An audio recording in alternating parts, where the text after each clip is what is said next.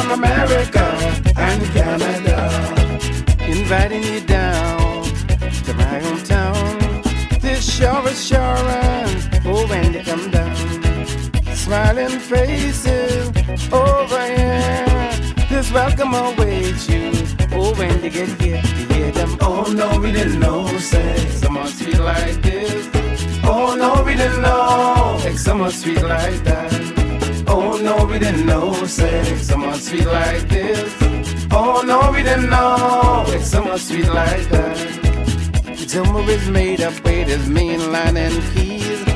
And still all these, there's no place like these. Southeast winds are blowing down Elizabeth Harbor. Oh, let-me-do, the ling-a-ling.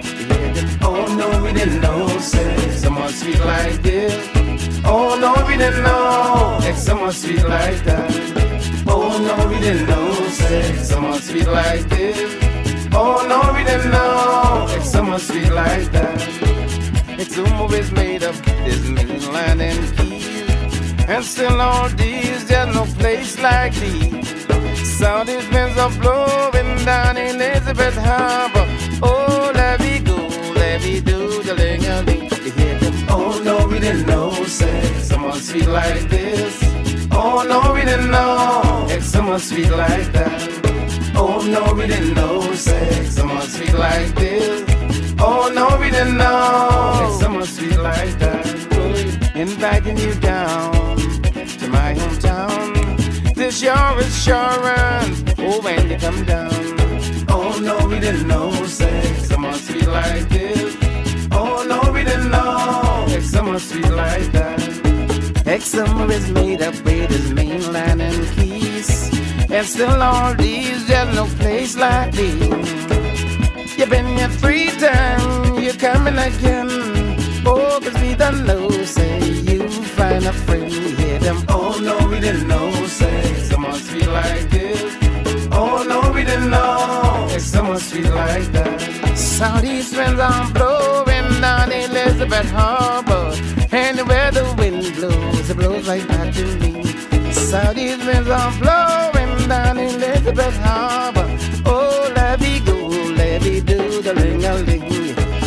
You've been here once, you're coming back twice. 'Cause truly, it's summer is night. Michael rolled the boat ashore. Oh, no, we didn't know. Got them coming back for more. Oh, no, we didn't know. This ain't funny. Oh, no, we didn't know. This ain't funny. Hear them. Oh, no, we didn't know. Oh, oh, oh, oh. Southeast winds are blowing down Elizabeth Harbor. Oh, let-me-do, the ling-a-ling. You hear them? Oh, no, we didn't know, say, someone sweet like this. Oh, no, we didn't know, like someone sweet like that. Oh, no, we didn't know, say, someone sweet like this. Oh, no, we didn't know.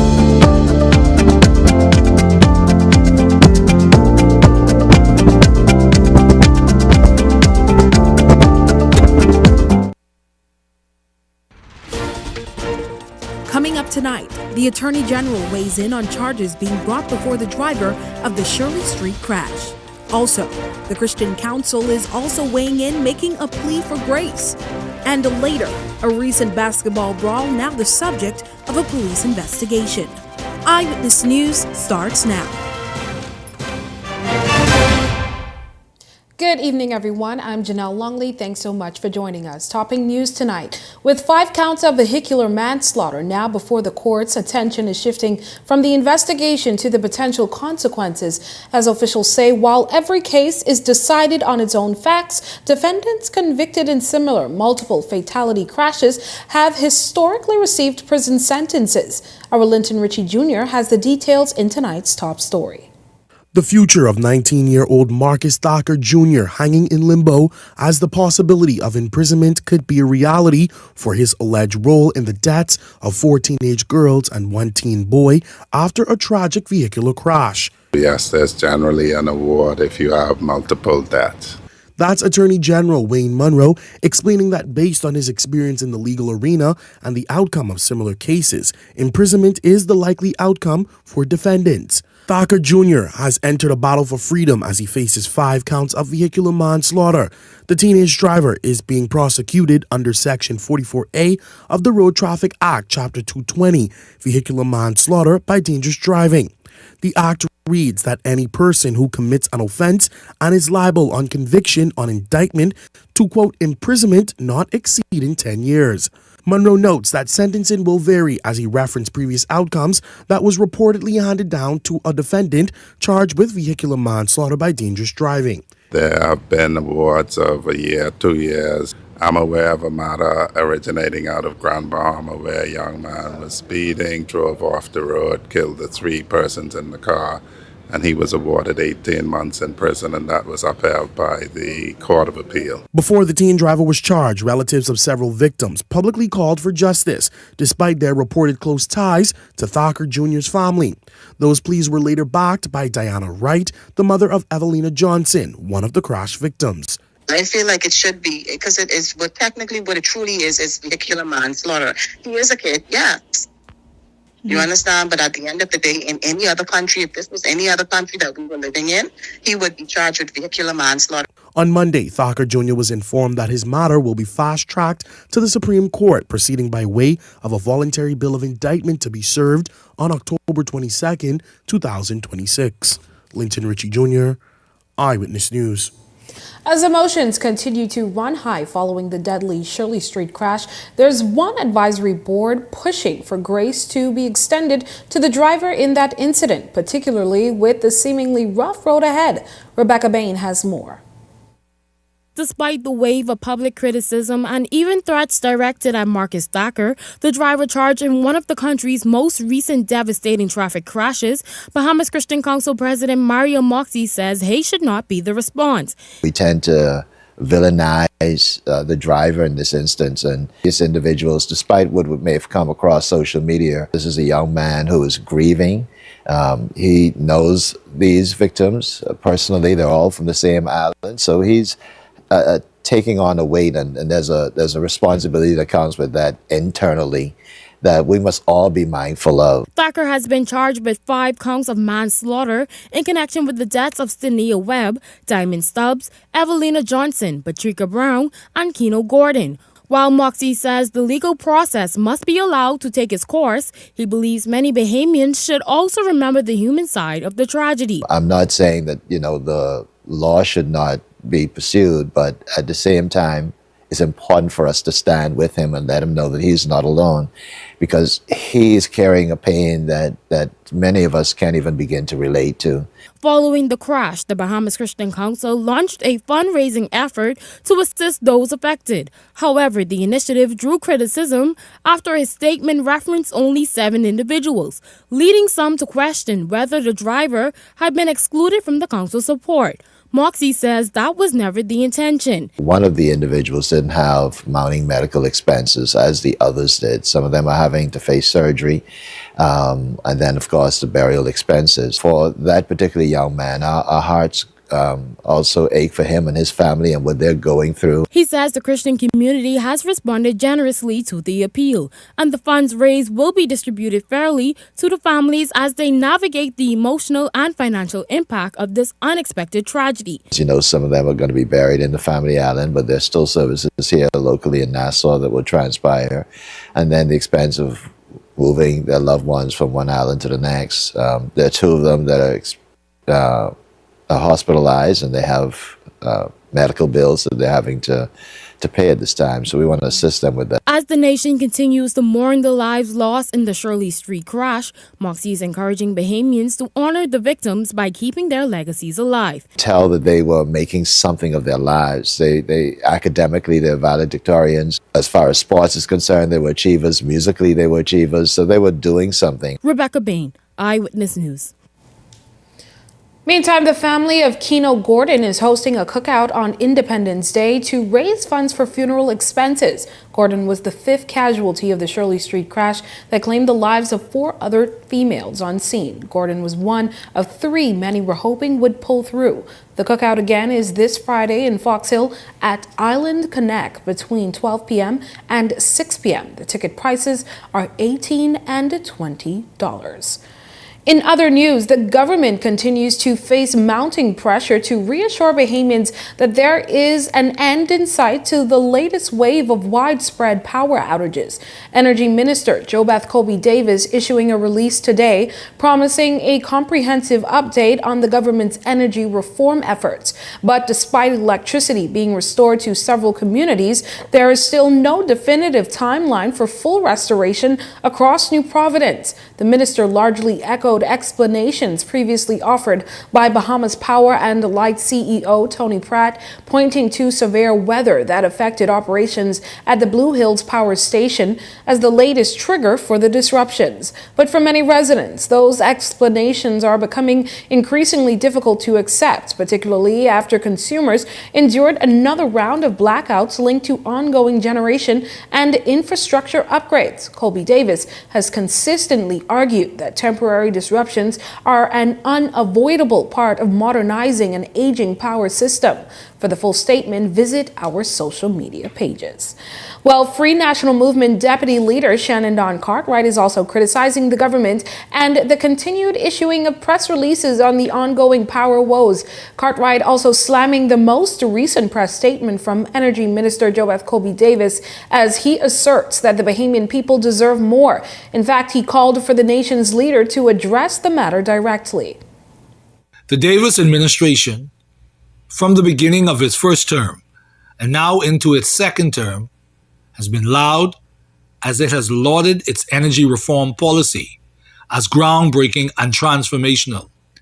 Yet, as the power crisis rages and Bahamians suffer in our nation, we hear absolutely nothing from the Prime Minister. For days, Bahamian families and small businesses have sat without consistent power. By any measure, any standard, the state of affairs is unacceptable and demands a timely, adequate, and substantive response from Prime Minister Davis. Every hour of silence costs a Bahamian business money. Every hour of silence costs a Bahamian family peace of mind. The government works for the Bahamian people, so speak to the people. Former Prime Minister Dr. Hubert Minnis also speaking to the continued outages. He chastised the government's introduction of taxes to help facilitate infrastructural upgrades that still seem not to have been completed. I feel sorry for all of us. Electricity costs continue to go up. Individuals are sweating, they can't sleep. People are keeping their windows open, hoping that breeze comes through, etc. It's disaster. Disaster for kids. They can't do any reading, they can't do anything, they can't watch TV, etc. It's disaster. When we were in power, we had no load shedding. We were faced with COVID. People were indoors. In spite of that, electricity, they burnt more electricity, but there was still no cost. We had the hedging. The government made noise about the hedging. We were exonerated. We were exonerated by IRCA, which said that that's the right way to go. And the government introduced taxes to resolve certain financial matters, but still, those were not resolved. The weekend power outages that affected parts of New Providence also had an impact on the country's public health care system. Minister of Health and Wellness Dr. Michael Darville acknowledging that the interruptions caused disruptions to patient flow at some public health facilities as medical teams worked to maintain services amid the challenges. Darville says health officials activated contingency measures to minimize the impact on patient care while continuing to assess the effects of the outages on the delivery of health services. Princess Margaret Hospital have a variety of backup generators. 2 of the generators are more modern, with the power switches modern, but there was a situation we had on the medical ward, which is an older piece of infrastructure, and that was impacted more severely. I'm pleased to report that today a lot of work is going on to resolve that issue and to ensure that we have a better flow of generation power in the event that we do have another outage. But I want to thank the Bahamian people because for a few hours we had some challenges. We moved very swiftly to get all of the assets back and going. And for the rest of the period, we were able to provide power in collaboration with BPL. Well, Eyewitness News turned to social media, posing the question, what would do the most to rebuild your confidence in the country's electricity supply? 68% of the participants voted consistent, reliable power with fewer outages. 14% voted faster upgrades to the electricity network. 12% voted more accountability from BPL and government officials. 6% voted better communication during outages and restoration efforts. Be sure to vote on our daily polls posted on our Facebook page. Meantime, Deontay Dean is now behind bars after Inspector Dion Barr alleged that he murdered Eddie Carroll on June 25th. Carroll's body was discovered in bushes in the Yellow Elder area, sparking an investigation after police suspected foul play in his death. The victim was also found with injuries about his upper body. Due to the nature of the charge, Dean was not required to enter a plea and was denied bail. He returns to court on October 22nd for the presentation of a voluntary bill of indictment. Until then, he'll be housed at the Department of Correctional Services. 8 people have been taken into custody for immigration purposes following an early morning police operation in Grand Bahama. Police say shortly after 2 a.m., officers from the Mobile Division, assisted by other units, went to a residence on Stratford Way in South Bahamia, acting on information received. During the operation, officers discovered 4 Chinese nationals, 1 Filipino national, and 3 Haitian nationals. Police say one of the Haitian nationals was identified as a juvenile. All 8 individuals were taken into custody and handed over to the Department of Immigration for further processing.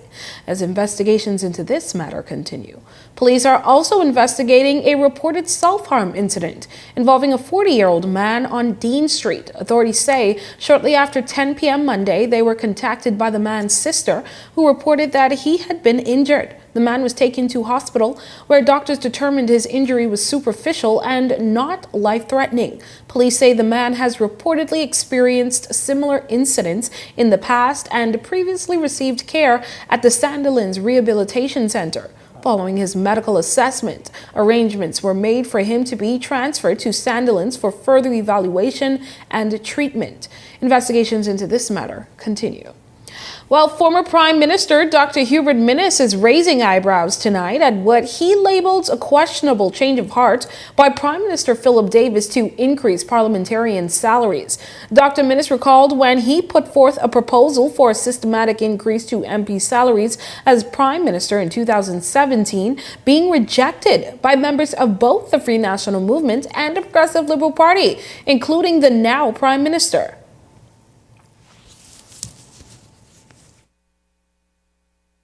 Are you saying that the salary changes will be done by politicians? Is it fair for me to make decision on my salary? Please, that's a joke. What do you think will happen if you asking an individual, you determine how much you should get paid? That is a real joke.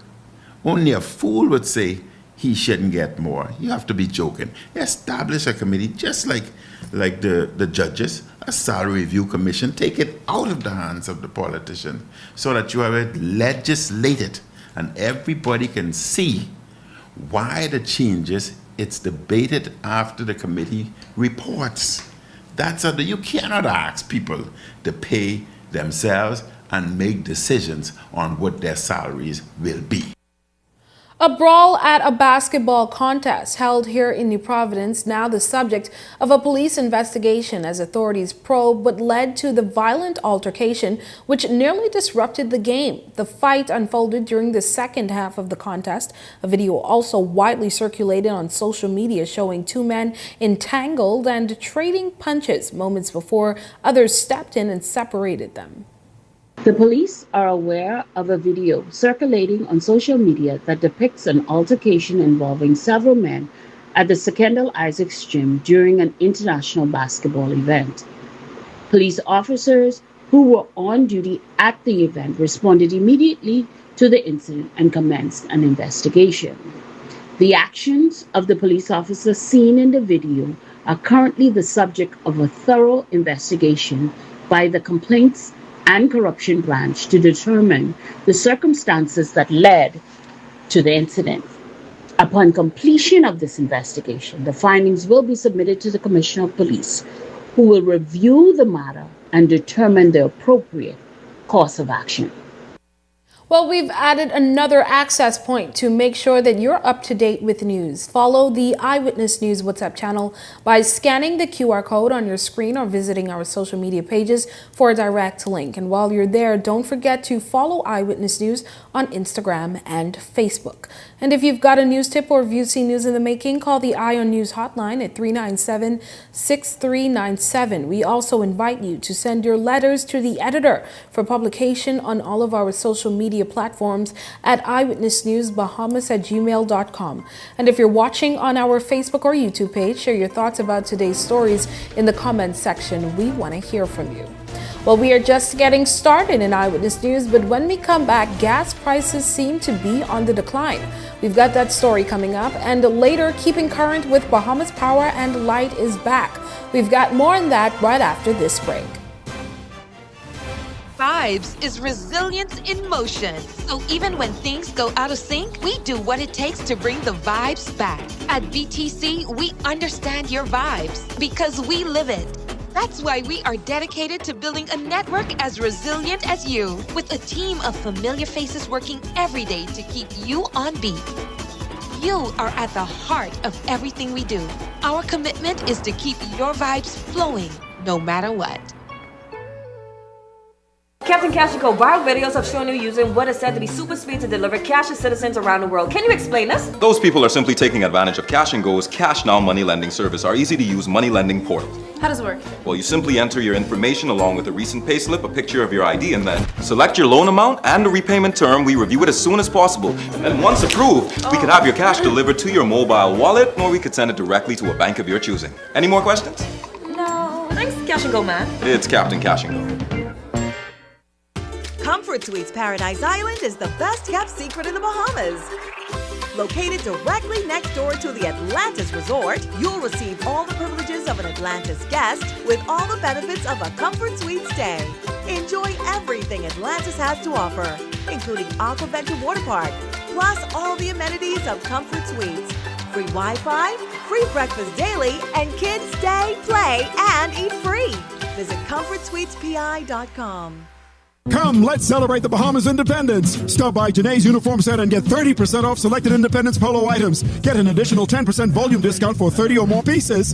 Net items excluded. The net items, Janae's unique limited edition Independence tees. Don't forget the black, gold, and aquamarine ribbons in various sizes to decorate the home or office. Visit Janae's Chesapeake Road or text the Janae's digital team at 817-3295 or email sales@janae's.com or www.janae's.com. Happy Independence, Bahamas from Janae's.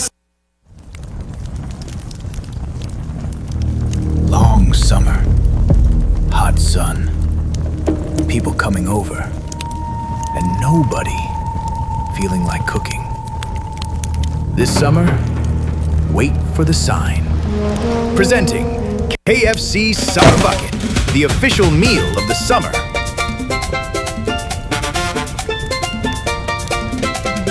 KFC, it's finger-licking good. This segment of Eyewitness News is brought to you by EV Motors Fleet Sales Division. For 2026 commercial vehicles, call 821-2403 today. Welcome back. Here's a look at your Eyewitness News gas tracker. Esso gas station at $7.07 per gallon, the highest right now. Rubis gas station, the lowest at $6.87, and the Shell gas station at $7.03. This is Eyewitness News, and welcome back. Well, if you've been paying attention to those gas prices, you may have noticed what seems to be the beginning of a decline. Vice President of the Bahamas Petroleum Retailers Association, Vasco Bastian, speaking to the decline, he was asked whether or not consumers could continue to see the trend in the coming months. I think definitely I can speak to what's going on. It's a direct correlation to the price of crude oil in the global markets has started to trend downward. So we are now benefiting from that decrease in crude oil on the global market. As far as predicting will it continue to decline, I don't want to commit to that, but there's a high probability that it could. Now, whether or not we may be able to see prices decrease to as low as $5 again, Bastien suggests those days may be long gone. We ain't never seen no more $5 gas right now. No, don't try that. Not no $5. You might see between $5.50 and $6. We ain't gonna see no $5. I can tell you that much. No more $5.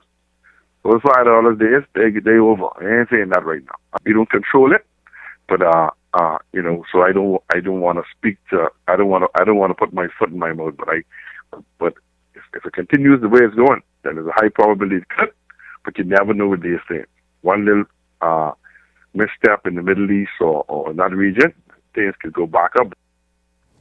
The National Health Insurance Authority is acknowledging financial strains as concerns grow over delayed payments to healthcare providers. In an open letter to the editor, NHIA Deputy Chairman Dr. Robin Roberts says the issue is not a failure to pay, but a matter of timing. The program currently serves an estimated 160,000 Bahamians. The acknowledgement comes as providers continue to raise concerns about outstanding payments and the impact on care delivery. Now, Eyewitness News spoke with Dr. Denatra Archer-Cartwright, president of the National Health Insurance Providers Association, who expressed her thoughts on the letter. To pay providers, to physicians who are working in the program and providing a service every month, have to wonder when they will be paid. And the fact that that seems to be inconsequential or insignificant coming from the NHI authority is really a disturbing thought. I don't know when it became okay to not pay people, because all of us have employees and responsibilities, and every month we have the challenge of wondering when we'll be paid, if we'll be paid according to our contracts, and what other surprises we have with changes in policy. So it's quite disturbing, and it just shows you what we've been dealing with for over 2 years.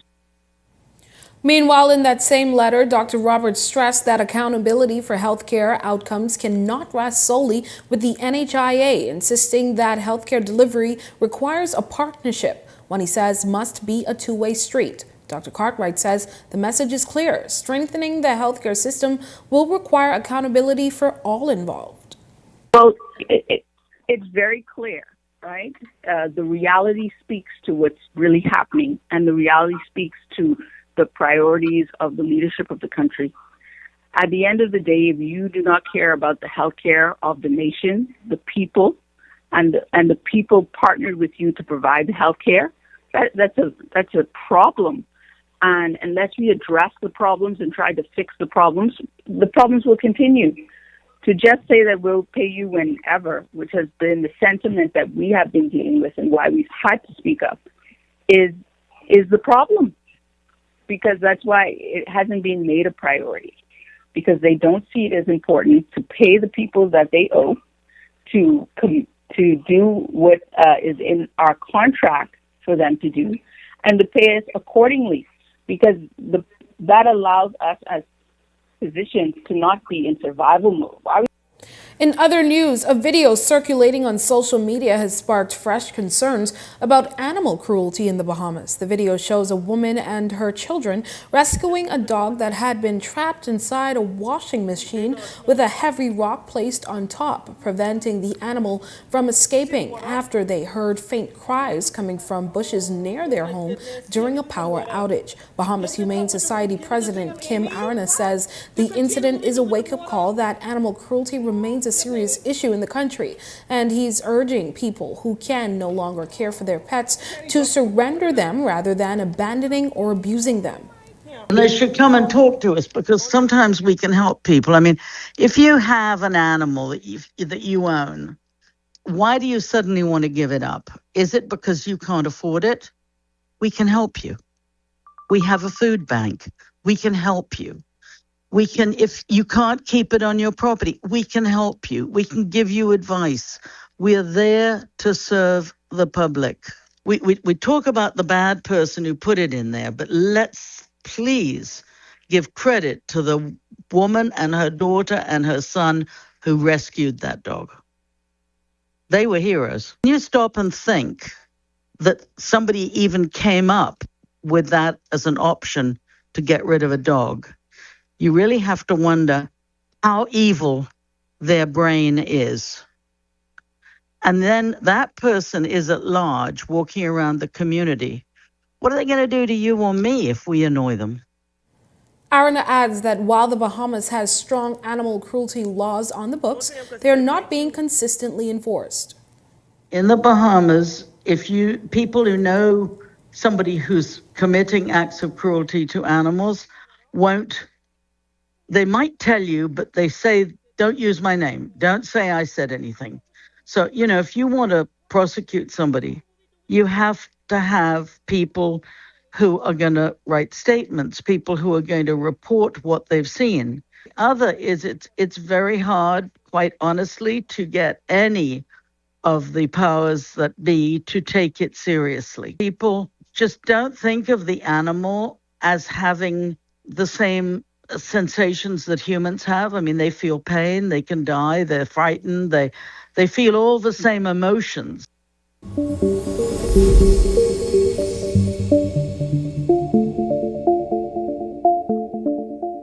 Solar energy is a key part of Bahamas Power and Light Company Limited's new energy era. But generating renewable energy isn't simply about placing panels wherever land is available. In fact, utility-scale solar projects require significant amounts of space to be able to produce meaningful levels of electricity. One of the things that we talk about in the solar space is how much land solar takes. So typically you're talking anywhere from 3 to 5 acres per megawatt. So if Abaco needed 10 megawatts or 20 megawatts of solar, then you could see very quickly that you're now chewing up anywhere, 60 to 100 acres of land. So the energy density on solar compared to other technologies is not very good. For certain levels of energy capacity, you need certain amount of square footage. So that's the first thing. You have the usable land, and then the proximity to either the generation or the load center is the second factor. Then it is issues like this, something called a solar insolation, meaning what is the capacity to be in a position that you can maximize energy from the sun and transform that into usable electricity for the grid. From the developer's perspective, careful site design and collaboration with utilities help maximize energy production while making the most efficient use of available land. Location is a key component. Clearly, you need to be in close proximity to the ability to feed into the grid. And so that is a major part of it. While solar energy presents exciting opportunities for the Bahamas, bringing those opportunities to life requires thoughtful planning and collaboration. By balancing energy needs and responsible land use, BPL and its partners are working to build a stronger, cleaner, and more resilient energy future for Bahamians. While still to come in Eyewitness News, we are still counting down to the 53rd Independence with a very special cultural lesson. But first, here's a check on tonight's weather forecast.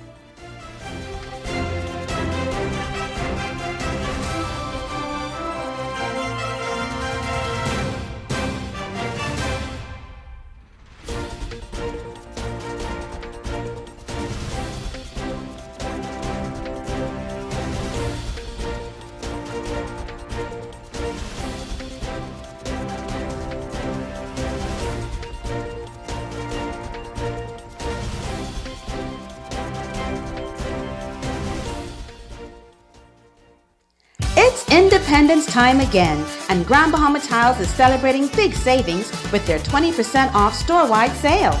With new styles arriving, they have just what you need for your kitchen, living room, and patio. And the first 10 customers get an additional $50 off their tile purchase. Come on in July 8th and July 9th and enjoy big Independence Day savings. Call them at 352-7920. As a healthcare professional, you dedicate your life to caring for others. But even with the best care, legal challenges can arise. Protect your practice and your peace of mind with medical malpractice insurance from Star General. At Star General, we've partnered with Lloyd's of London to bring you comprehensive professional liability insurance designed specifically for those consulting or practicing privately. Visit our website today so you can focus on what you do best, caring for your patients while we take care of the rest. Star General, insurance made simple. 50 years of nation building, see the legacy we trust. Oh, the water is our lifeline, and the future flows through us. From the pine barrens to the ocean, in the sun and in the dust, we are building for tomorrow, and the future flows through us. Yeah, yes, yes, the future flows through us. The Water and Sewage Corporation, celebrating 50 years of nation building. Life moves fast, and the best moments happen when you get more from every connection. Boy, life come true, eh? Appreciate it. When your world is connected, more convenience comes naturally, so you can keep moving with more freedom and less interruption. From real-time updates to everyday essentials, you stay more in sync with life. Because when time matters, more reliability keeps you one step ahead. From home to work and everywhere life takes you, our network is built for more. Yes, we got everything secured in the cloud. Driven by a network built for today and designed to deliver more possibilities tomorrow. Oh, how we getting ya? Where entertainment is more immersive. Who's again? Hey, watching the game. And real-life moments come with more access instantly.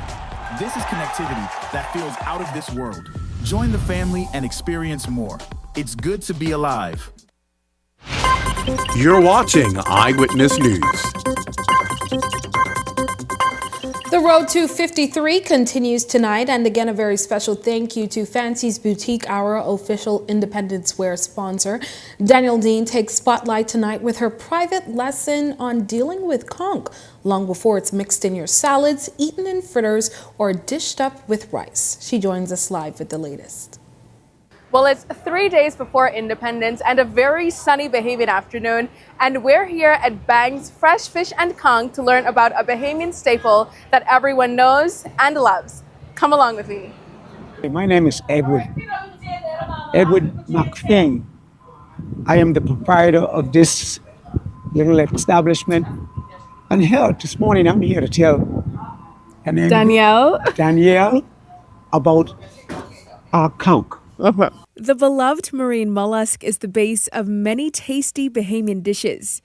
But before we discuss the removal of the conch from its shell, let's highlight the conch shell.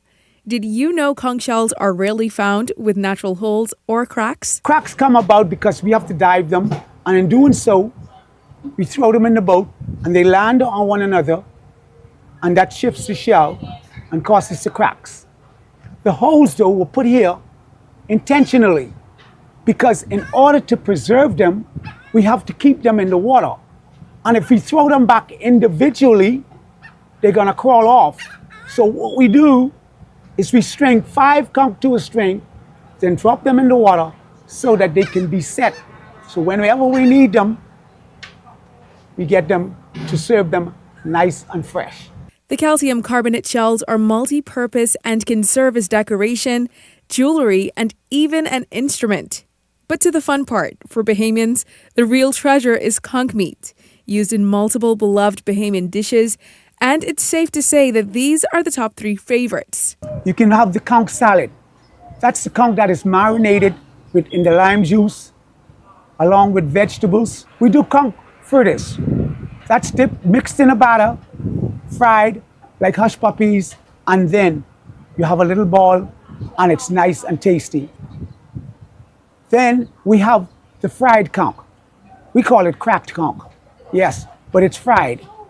Tenderized, dipped in a batter, and fried. And with this conch, it doesn't take long to cook. Before we get there, though, The conch has to be removed from its shell. Here's a tutorial.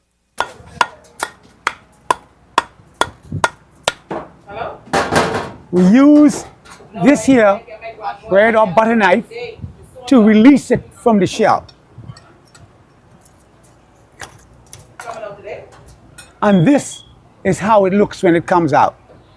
This is the conch. Now, my turn. Okay. Now you ready? Yes. Take a deep breath and use your muscles. It's heavy now. The shell is kind of heavy. It's between I need to learn how to catch crabs. So this is Well, first. crab is much different because crab is fight back. Conch don't.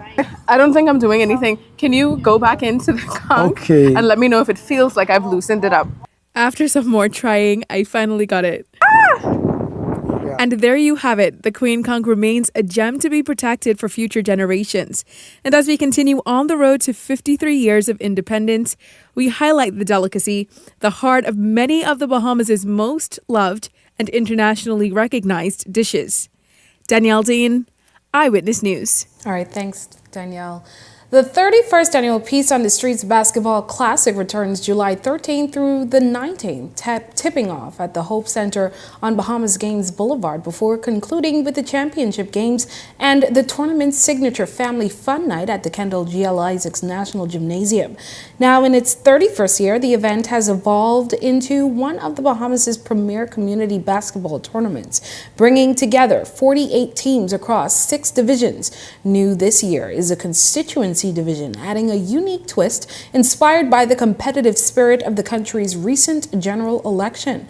But organizers say the tournament's true impact extends far beyond the hardwood. Event founder Carlos Reed says Peace on the Streets continues to provide young people with a positive outlet, using basketball to build discipline, strengthen communities, and promote peace across New Providence. I believe it's the largest basketball event, not just in the Bahamas, but in the Caribbean. This event has grown tremendously since we first began. When we began this 31 years ago, we started off with 8 teams. Now, this year, we boast of having 6 divisions, and 8 teams are going to be represented in each one of those divisions. This year, we are pleased to announce that we're going to be doing a constituency division. This is our first time doing this, and we believe that just coming off the heel of the election will be an exciting time that we get to see who or what constituency have the best ballers. This night, our family night, which is going to take place on the 19th, is proudly sponsored by Quick Fix Plumbing. A number of sponsors have come on board to support this year's Peace on the Streets Basketball Classic, helping to expand one of the country's premier summer sporting events. Organizers say the tournament continues to provide young Bahamian with a positive platform to showcase their basketball talent while promoting teamwork, discipline, and community engagement, while highlight some of the prizes on the line. Atlantis flat screen TVs. What did I say? Not TV, but TVs. We get some cash prizes, and we're going to be giving out $1,000 to somebody who could hit a half-court shot. So I would encourage them folks to get ready and start doing some practice with that. But this year, special highlights are going to be the Joey's Slam Dunk Contest. In this contest, the winner is going to get $1,000, second place is going to get $800, and third place is going to get $200. Then we have the Mr. Ship It 3-point shootout, where the winner is going to get $1,000, and the second runner-up is going to get $500. We also have like a number of contests for persons that will not be playing in this tournament, and they still get an opportunity to be able to show off their skills if they got any. Well, still to come in Eyewitness News, our Laurencia Smith is right after this break with the latest sports updates. Tourism today, Bahamas tourism today. It truly is a beautiful day here at Tino Beach. We are celebrating the 3rd annual Ministry of Tourism's Food Truck Festival, and as you can see, there's so many persons out here celebrating with us, and I'm just excited to see so many locals as well as visitors come to participate in the Food Truck Festival. We have Oriental food, we have sushi, we have the mini donut king, we have crab and rice, peas and rice, we have Creole foods, island hot dogs. In our first year, we've had approximately 12 vendors, and so we are excited to see the increase in this year's food truck vendors to 17. And we look forward to the fourth year with an even larger and bigger festival. I just ordered some fried barracuda, so I'm hoping to taste that. So I'm looking forward to the food here. The whole place here is pretty great. I love the Bahamas. It's my first time here, and everybody's super friendly. It's like I'm at home. My experience so far has been really good. This is my first time coming, so it's nice seeing all the different foods that are available. Right now I'm eating Cajun cheese corn. How is the corn? It's really good. It has some good flavor and spice, and it's like a good buttery flavor too. From the first time that we came out to this event, we knew this was going to be something special. It's been a fan favorite with the donuts. Donuts are a fun treat for everybody. Families, older, younger, everybody enjoys these sweet treats, so we're glad to be back to the community. If we have food trucks that have not got a chance to come out yet, I would tell them that it is good. It is, fun, it's enjoyable, plus you're gonna make the money. For more tourism updates, visit Tourism Today or Bahamas.com. I'm Michael Miller, and this is Tourism Today.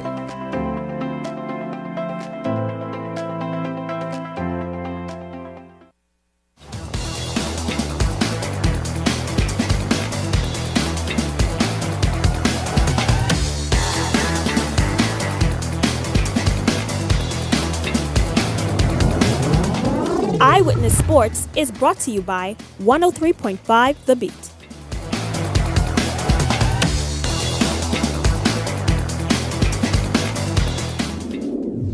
Welcome to another edition of Eyewitness Sports. I'm Laurencia Smith. Thanks for joining us. It was a tough night for Team Bahamas, but their dreams of qualifying for the 2027 FIBA World Cup remains alive. The team fell 115-92 to Puerto Rico on Monday night at the Kendall G. Isaacs Gymnasium. Despite the tough loss, Team Bahamas advanced to the second round of the FIBA America qualifiers thanks to a point differential. Both teams finished the first round with identical records of 2-4, but it was enough to secure their spot in the next stage. Franco Miller Jr. led the way for the Bahamas with 24 points. Dominic Bridgewater added 22, while VJ Edgecombe finished with 19. We also understand that early in the first half, it appeared that veteran guard Buddy Hield went down with an injury. Now, when we pressed the team's management about that injury, no information was provided upward to news time. The team knows there is still work to do, but they say their experience gained from the group has built a strong foundation moving forward. After the game, Miller Jr. reflected on the loss and the team's progress. I feel like we're a team full of fighters, us as Bahamians, we're dogs, I feel, and we just want to come out and try to compete and win and play against the best people in the world. So no matter if Buddy's out there, VJ's out there, Eric's out there, Kai's out there, whoever's out there, whoever ain't there, we just gonna come out and play. I just want to say thank you to my teammates for that. They passed me the ball as well, and as well as I passed them the ball, and I see shots go in, and whatever it takes it from there, I give thanks to that. The Bahamas finished the night with a shooting of 45% from the field, connecting 32 of 71 attempts. They also shot 35.9% from three-point range, going 14 for 39 from beyond the arc. And now the wait won't be long before the home crowd gets to see the team back in action. The Bahamas will be on the court once again in August for the second round as they hit the road against Anguilla on August 27th before facing off on Panama on August 31st here in the front of the home crowd over at the Kendall G. Isaacs Gymnasium. Head coach Mikael McLean says the team will use the time to regroup, improve, and prepare for the next challenge. We need to get healthy.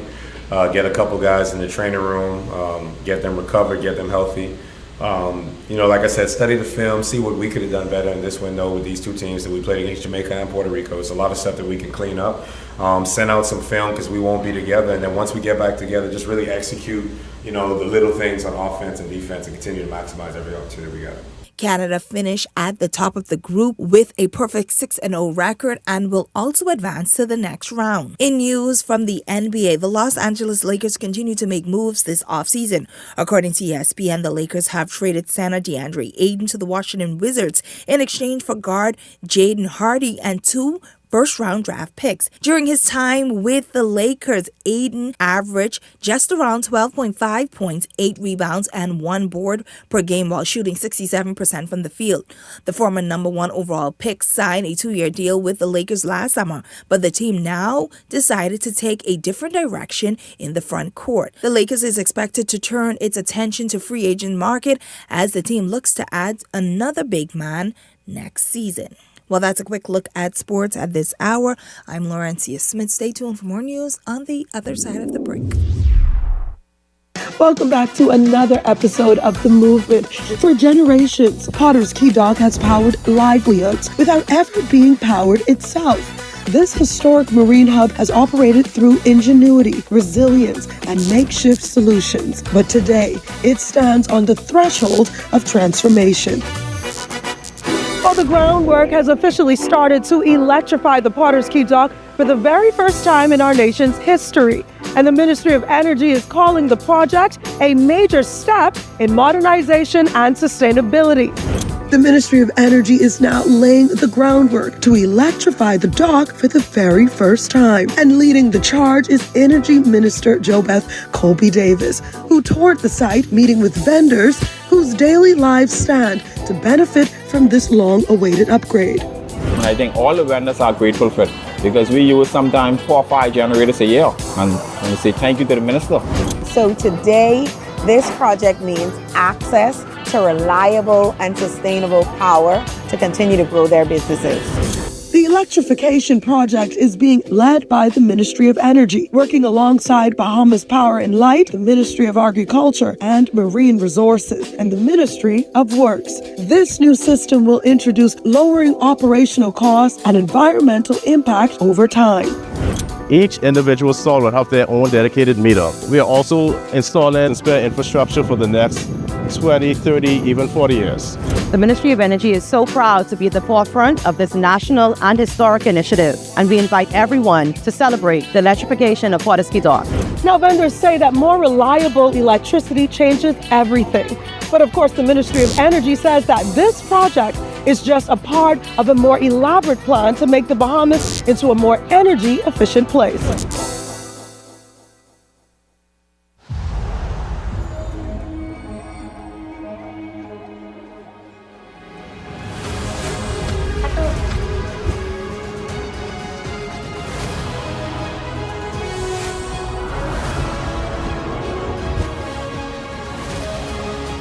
Step inside a world of adventure with Mandalorian and Grogu at Burger King.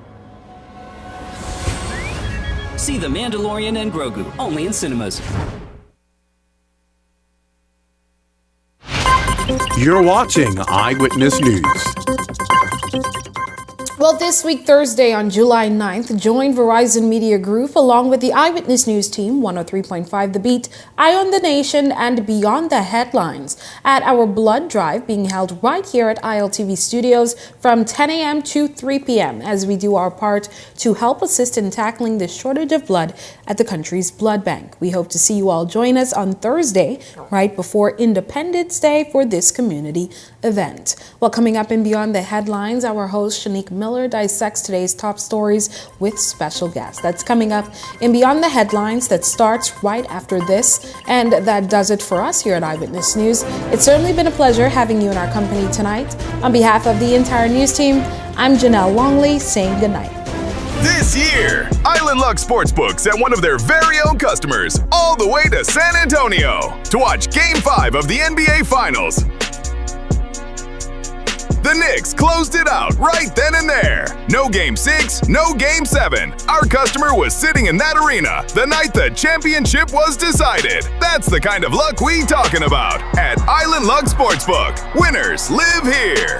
Must be 18 and over. Island Luck reminds you that it's only a game, so please game responsibly. It's Independence time again, and Grand Bahama Tiles is celebrating big savings with their 20% off store-wide sale. With new styles arriving, they have just what you need for your kitchen, living room, and patio. And the first 10 customers get an additional $50 off their tile purchase. Come on in July 8th and July 9th and enjoy big Independence Day savings. Call them at 352-7920.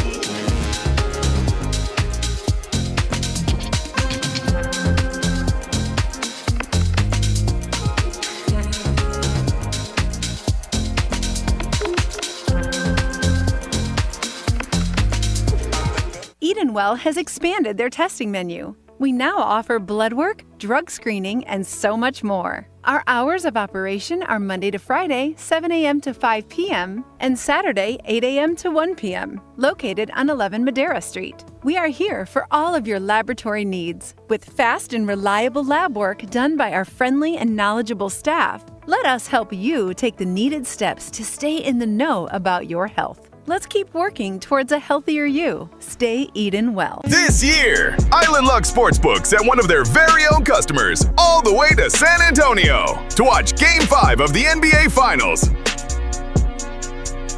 The Knicks closed it out right then and there. No Game 6, no Game 7. Our customer was sitting in that arena the night the championship was decided. That's the kind of luck we talking about at Island Luck Sportsbook. Winners live here. Must be 18 and over. Island Luck reminds you that it's only a game, so please game responsibly. It's Independence time again, and Grand Bahama Tiles is celebrating big savings with their 20% off store-wide sale. With new styles arriving, they have just what you need for your kitchen, living room, and patio. And the first 10 customers get an additional $50 off their tile purchase. Come on in July 8th and July 9th and enjoy big Independence Day savings. Call them at 352-7920.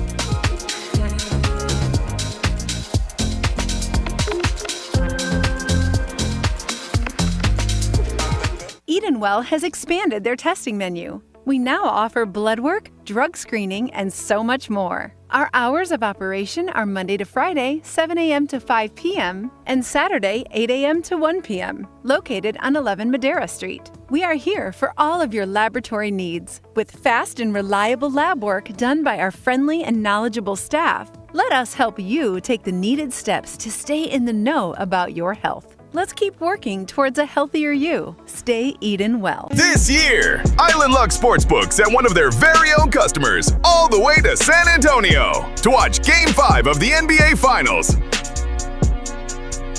The Knicks closed it out right then and there. No Game 6, no Game 7. Our customer was sitting in that arena the night the championship was decided. That's the kind of luck we talking about at Island Luck Sportsbook. Winners live here. Must be 18 and over. Island Luck reminds you that it's only a game, so please game responsibly. It's Independence time again, and Grand Bahama Tiles is celebrating big savings with their 20% off store-wide sale. With new styles arriving, they have just what you need for your kitchen, living room, and patio.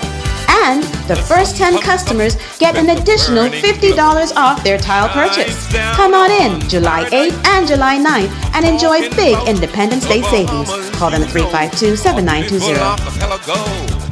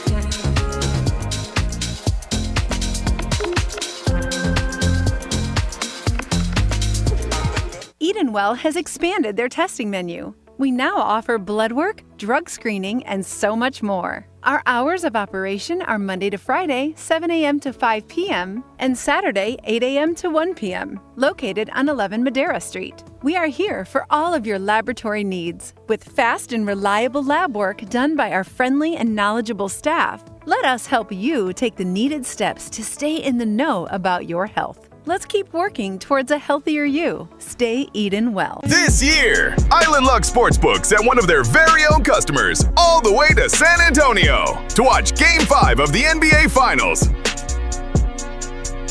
The Knicks closed it out right then and there. No Game 6, no Game 7. Our customer was sitting in that arena the night the championship was decided. That's the kind of luck we talking about at Island Luck Sportsbook. Winners live here. Must be 18 and over. Island Luck reminds you that it's only a game, so please game responsibly. It's Independence time again, and Grand Bahama Tiles is celebrating big savings with their 20% off store-wide sale. With new styles arriving, they have just what you need for your kitchen, living room, and patio. And the first 10 customers get an additional $50 off their tile purchase. Come on in July 8th and July 9th and enjoy big Independence Day savings. Call them at 352-7920.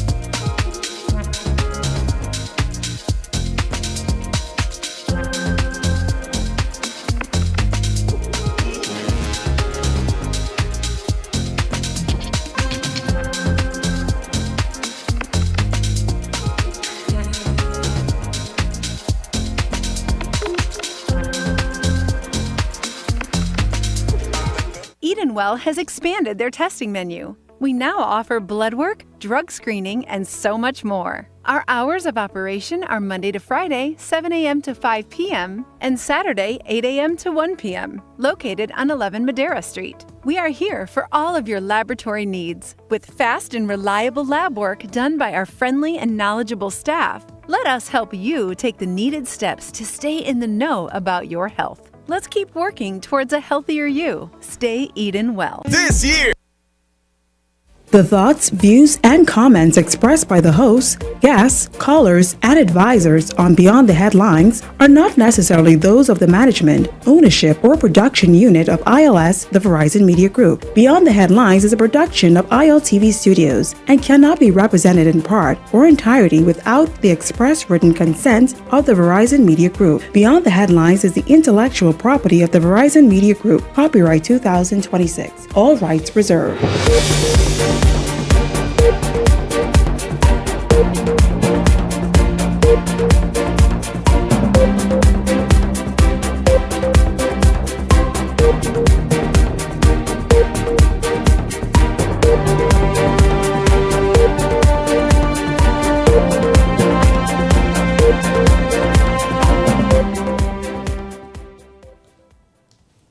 Straight ahead tonight, what kind of sentencing can the 19-year-old driver of that fatal crash last Sunday expect? We talk about it. Meanwhile, the Bahamas Christian Council is asking for grace for the 19-year-old. I'll get the panelists to respond on that. And a look at that call for an investigation into BPL and claims of bribery. That's right. This is Beyond the Headlines. Good evening. I'm Shanique Miller. It's great to have you along this evening. Well, roll the doggone TP. With 5 counts of vehicular manslaughter now before the courts, attention is shifting from the investigation to potential consequences. As officials say, while every case is decided on its own facts, defendants convicted in similar multiple fatality crashes have historically received prison sentences. Linton Ritchie Jr. has the details tonight.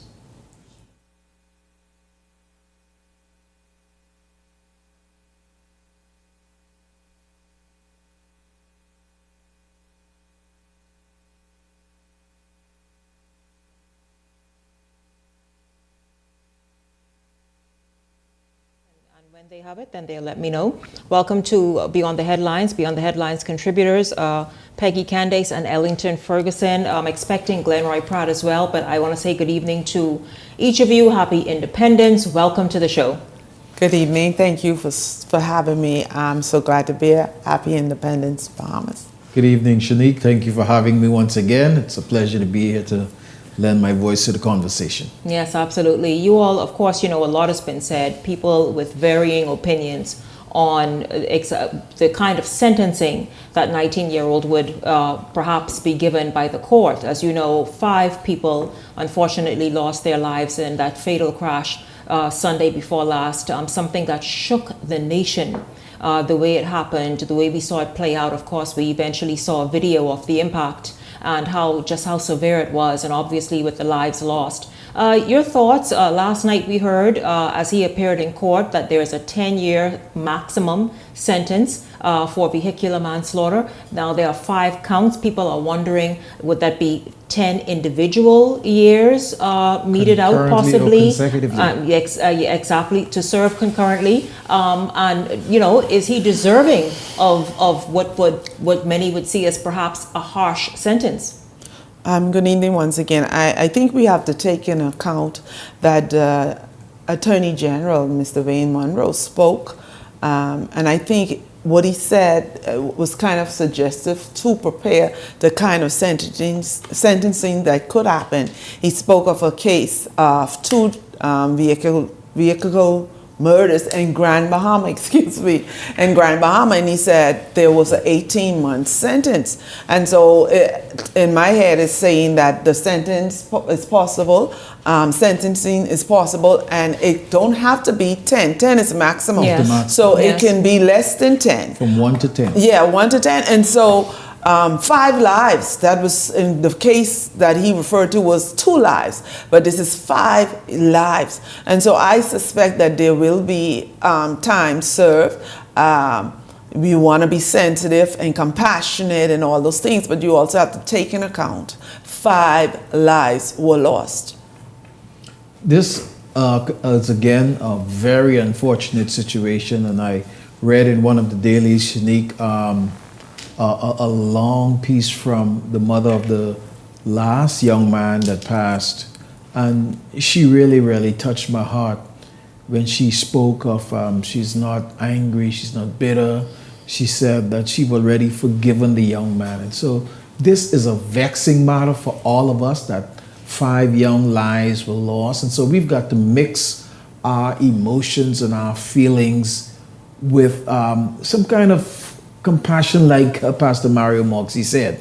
I believe that it's a serious matter, and he may serve some time. I think probably maybe about 3 years he may get, but it's a very serious matter. He's a young man, like the rest of them. They were all, it's not that like he ran into another car, killed somebody.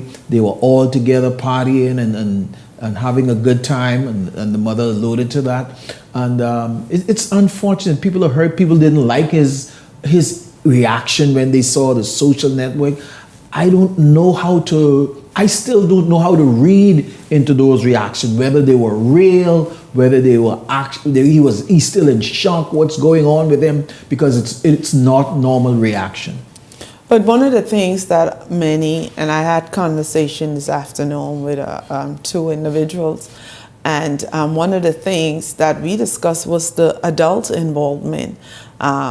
The driver's mother, who admitted that she rented the car for him and that he was 19 and couldn't do it for himself. My question is she without responsibility? Because if we backtrack, without her renting the car and turning it over to her son, would it mean 5 lives still here? And so I personally think that she should be held accountable for our recklessness, her poor judgment. If you want to give your child a good time, there are many opportunities when it comes to those big SUVs you can rent to show them off. But it was irresponsible of her, and I think she should be held accountable. Of course, very shortly, we will obviously be limited in what we say about this matter, because it is a matter that is now just been presented before the courts. And of course, in the Bahamas, once a matter is before the courts, we only report on what comes out of the court and that trial. And so this matter is one such thing. It's a sensitive issue and a lot at stake, a lot at play. I imagine a lot of information will come out. Glenroy, good evening to you. We were just discussing really the potential, and there was a story before. Unfortunately, we were not able to get to that story that ran just moments ago in the news. But the story talks about what is perhaps, and the Attorney General spoke to it, what potentially can happen in terms of sentencing. If you can just maybe quickly respond, and then we'll move on to what the Bahamas Christian Council is calling for. Unmute your phone. Yes. That transpired, and hopefully, some good comes out of it. But I don't know what good can come out of the situation. Unfortunately, this is where it's at. I heard Peggy in terms of the mother being charged. I don't know what the law is relative to renting a vehicle, because he is considered an adult. If it's 21 or 25, then there's another matter. But the only recourse, I think, in that instance for the rental company is for them to deal with that from that perspective. But overall, and it is a sad situation, and, the young man will face some time as a result of it, and hopefully he can regain his composure, get his life back on track. And there's always redemption because he's still alive. Unfortunately, for those others who've perished, it's just sad. Life, huh? Always redemption. Meanwhile, though, as emotions, and you all even just hear on this panel, the different thoughts, of course, we are extending grace. I see this panel. But as of the discussions on that Shirley Street crash continue, there's an advisory body that's pushing for grace to be extended to the driver of the incident, particularly with the seemingly rough road ahead of him. We get this story from Rebecca Bain.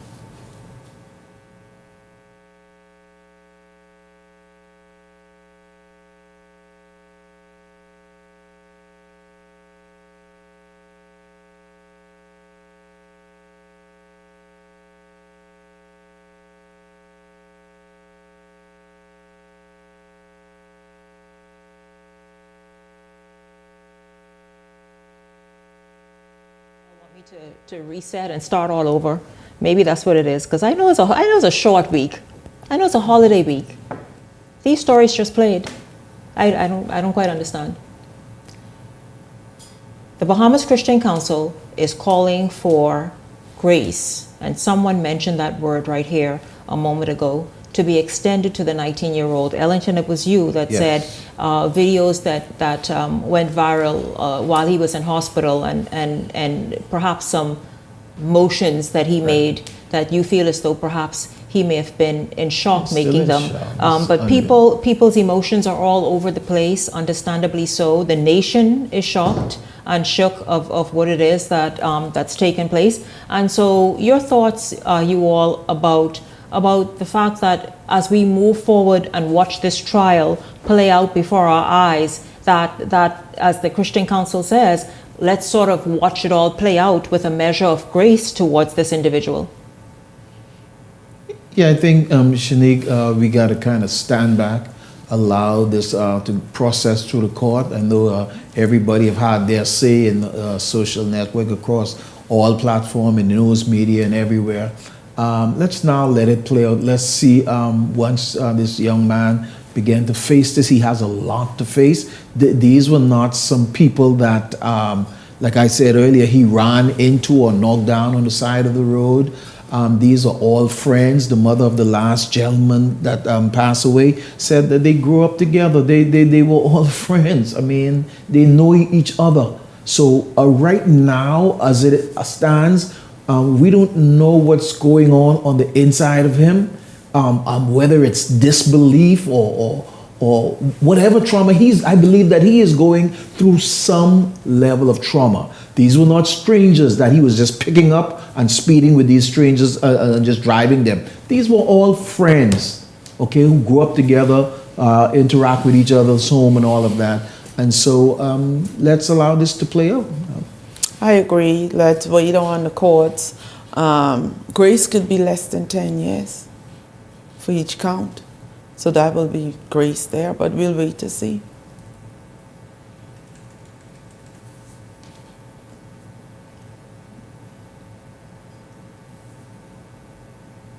Glenroy, I'm not sure if you are muted or what's happening.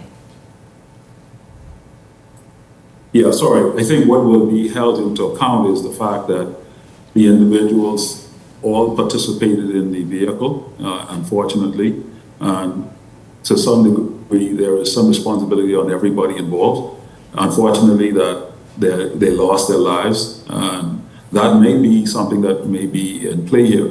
But we also have a tendency of allowing these situations to go with time, where, you hear certain things happen and then all of a sudden case just dissolves and nothing has happened because we are on to the next thing. There must be some accountability for this. And I hope that it is carried out in a way that is humane and also from a lesson learned perspective, because obviously other young people are watching, the nation is watching, and we just hope that the family finds some solace and some relief in all of this. All of the families, absolutely. Meanwhile, the Ministry of Transport just released this notice that the Ministry of Transport, in partnership with the Road Traffic Department and the Royal Bahamas Police Force, invites members of the media. Here's what they're launching: One Life Too Many, a road safety campaign. It certainly is something that's welcomed, that is going to be officially launched tomorrow. Something that is welcomed, something that is needed for so many of us. I was driving, I think it's JFK today, and a guy on a tractor, you all listen to this, a guy on a tractor, handling and managing a tractor on a highway with his phone in his hand, and he ain't looking up yet because all he's doing is this, driving the tractor, so kind of doing this. And you know Minister Lundy, I saw that a few days ago. Royal Bahamas Police Force and everyone else and sundry, what you've got to do, take hold of this, of all of us, like seriously get very serious about this one life too many, and enforcing the traffic laws and having the police more present. A tractor, you all heard that? That was real, a tractor. I've seen it 2 days ago and back home myself also. Yeah, quite. So yes, we've all got disturbing. to, Shanique, like you say, step up to the plate, and this is a good initiative that the road traffic and the government is coming up with. So let's hope that it comes off and we all participate in it. And also important, let's make sure that we all adhere to the rules of the road. And in the process of us adhering to the rules of the road, let's make sure that our roads are properly marked. I notice in a lot of places you go, the marking has erased from the road and the lanes are not clear. We need to make sure that people use the lanes properly. There are proper marking in the direction of the road and all of that. Road safety is very important. All of us plays a part. Absolutely. Meanwhile, in other news tonight, the government continues to face mounting pressure to reassure Bahamians that there is an end in sight to the latest wave of widespread power outages. Energy Minister JoBeth Colby-Davis issued a release today promising a comprehensive update on the government's energy reform efforts. But despite electricity being restored to several communities, there is still no definitive timeline for full restoration across New Providence. The minister largely echoed explanations previously offered by Bahamas Power and Light CEO Tony Pratt, pointing to severe weather that affected operations at the Blue Hills power station as the latest trigger for the disruptions. But for many residents, those explanations are becoming increasingly difficult to accept, particularly after consumers endured another round of blackouts linked to ongoing generation and infrastructure upgrades. Colby-Davis has consistently argued that temporary disruptions are an unavoidable part of modernizing an aging power system.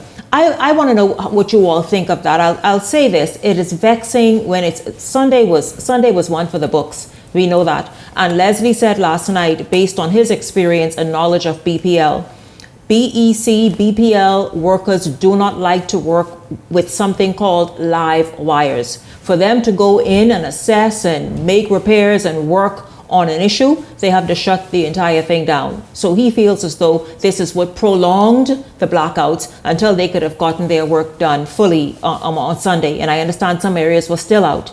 Your thoughts on what I just read? I want to say safety first in our messaging. We say we apologize first. We thank people, customers, for their patience, and then we say something like this: we will resolve the issue as safely and as quickly as possible. So who would want to work around live wires? Leslie? Question mark.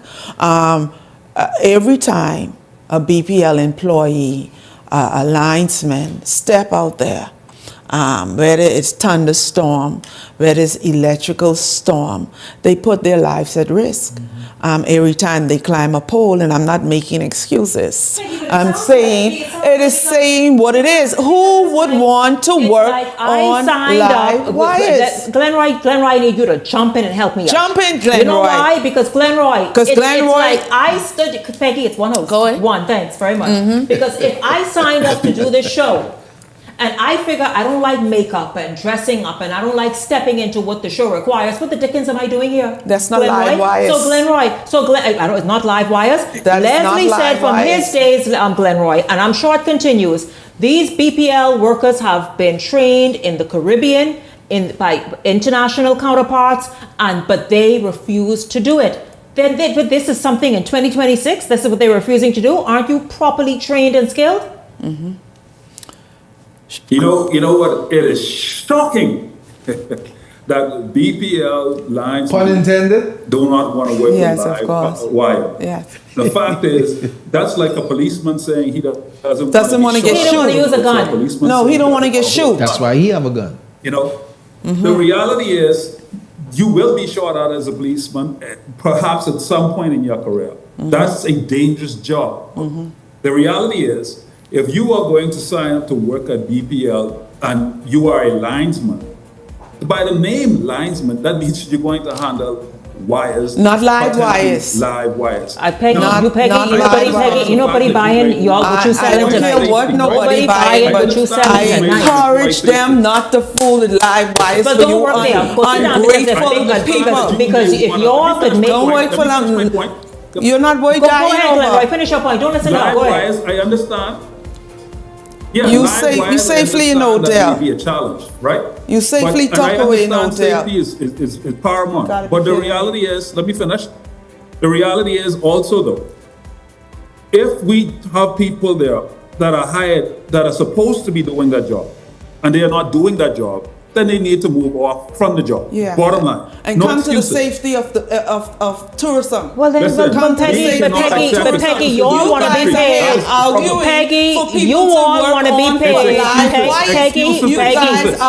Peggy, okay, you have spoken. Now let me speak as the host. You are making an argument that nobody's buying in 2026. I don't care. The thing about it is, if they wanted to work in a hotel, they could have go work in a hotel. You are working at a power station. Go and get the work done. I know. You cannot shut a whole nation down, a whole capital city down for more than 14 hours because you don't want to work with live wires. I know the families of those men don't want them look with wire. You all have anybody on the live wire? Come over the there. family Come of over there. those men don't want them to work with live wires. Tell Leslie and Grand Roy, go work with live wires. When we come back, we will hear from F&M Deputy Shannon Dawn Cartwright. Shannon Dawn Cartwright talking about BPL. Stay exactly where you are. Beyond the Headlines is back after this. Hey, it's your boy Charlie Bahama here at Superwash, Superwash's newest spokesmodel. And I'm here to tell you about Superwash's large capacity washers and dryers for all your big loads. I know I see that Charlie Banana coming here just now. Luckily, it's also big enough for me to hide it. I thought he was right over here where these large capacity washer and dryers is. They're big enough now to handle your big loads, you know. Yeah, like your comfort on your blanket. But just look at us. Somebody forget to turn on the dryer. Oh, stop! Damn! You hear something? Yeah, that's the sound of clean. Superwash washes you, process you, and entertains you.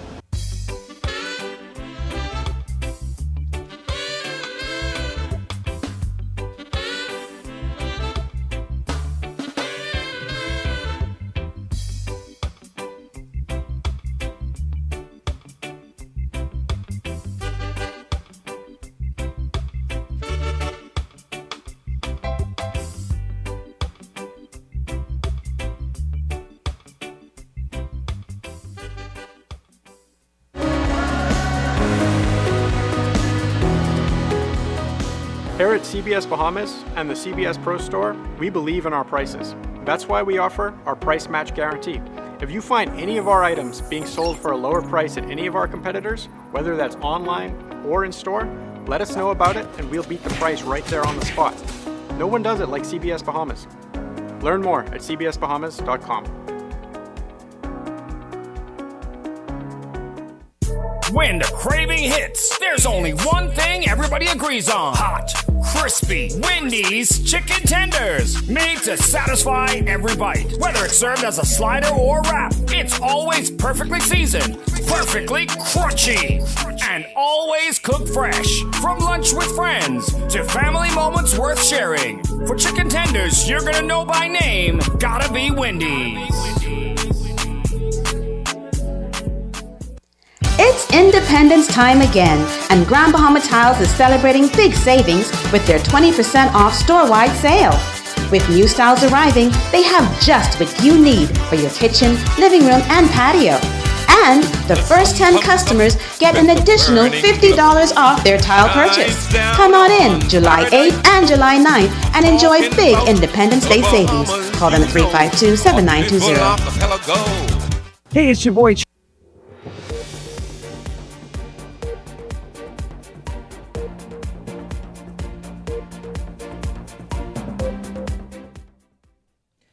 Free National Movement Deputy Leader Shannon Dawn Cartwright is criticizing the government and the continued issue of press releases. He said it's too much press releases on the ongoing power woes. Instead, speak to the people. Cartwright is also slamming the most recent press statement from Energy Minister JoBeth Colby-Davis as he asserts that the Bahamian people deserve more. In fact, he called for the nation's leader to address the matter directly.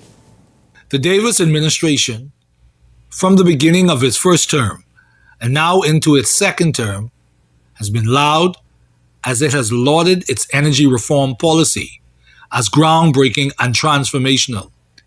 Yet, as the power crisis rages and Bahamians suffer in our nation, we hear absolutely nothing from the Prime Minister. For days, Bahamian families and small businesses have sat without consistent power. By any measure, any standard, the state of affairs is unacceptable and demands a timely, adequate, and substantive response from Prime Minister Davis.